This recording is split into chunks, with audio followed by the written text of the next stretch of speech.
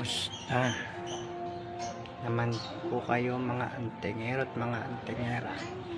Meron lang po akong ipapakita na personal kong gamit. Ito po.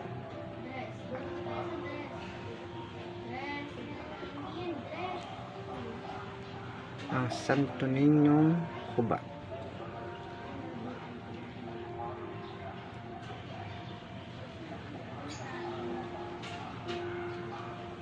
Pwedeng pang negosyo,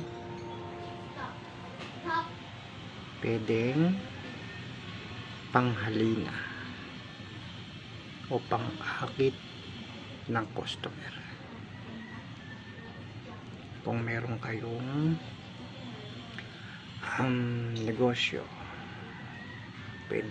pwedeng po ito pang negosyo. Basta gagamitin lang po sa tama, sigurado makakaahon kayo sa hirap.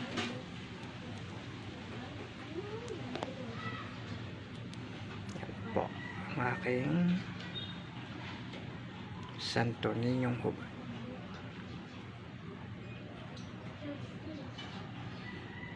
Shoutout kay Antingerong Manyan at sa aking idol na si Commander Bantugan at kay Pepeng Agimat. Kumusta kayo dyan?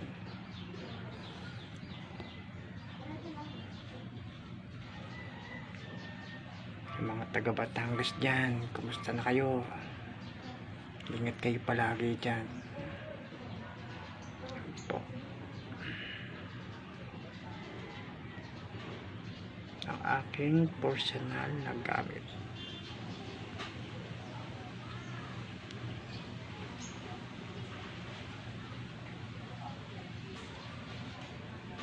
Share ko lang po.